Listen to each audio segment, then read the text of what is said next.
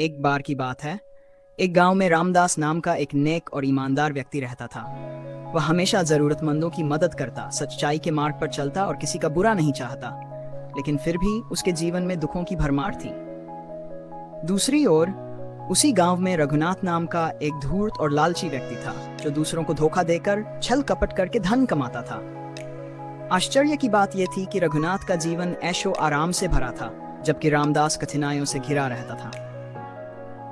रामदास के मन में यह सवाल बार बार उठता, मैं सारा जीवन अच्छे कर्म करता हूँ, फिर भी मुझे दुख क्यों मिलता है, और रघुनाथ जैसा पापी व्यक्ति सुखी क्यों है।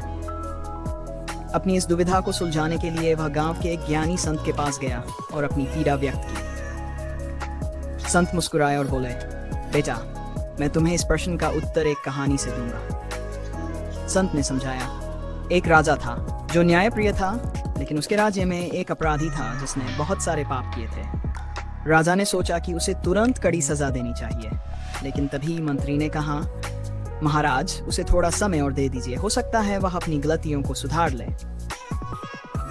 राजा ने मान लिया और अपराधी को कुछ समय और दिया। दूसरी ओर एक सैनिक था जिसने हमेशा ईमानदारी से राजधर्म निभाया। एक दिन युद्ध में वह घायल हो गया और उसकी मृत्यु हो गई। लोग सोचने लगे कि जिसने जीवन भर सेवा की उसे मृत्यु मिली, और जो अपराधी था उसे समय मिल गया। लेकिन राजा जानता था कि सैनिक ने अपने कर्मों का फल पा लिया और अपराधी को अपने कर्मों का फल भविष्य में मिलेगा। संत ने आगे कहा, रामदास, यह संसार एक कर्म भूमि है। तुम्हारे पिछले जन्मों के कर्म भी तुम्हारे वर्तमान जीवन को प्रभावित करते हैं।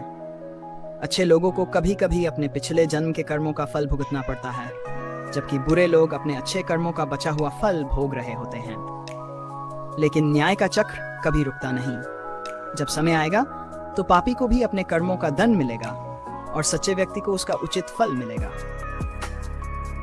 रामदास को अब समझ आ गया कि ईश्वर का न्याय तुरंत नहीं होता, लेकिन अवश्य होता है। उसने धैर्य रखा और अपने कर्मों में विश्वास बनाए रखा। समय बीता, रघुनाथ के पाप बढ़ते गए और अंत में उसे एक बड़ी विपत्ति ने घेर लिया।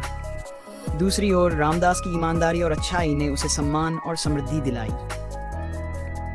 सीख, कर्मों का फल अवश्य मिलता है, कभी जल्दी कभी देर से, लेकिन न्याय का चक्र अवश्य घूमता है।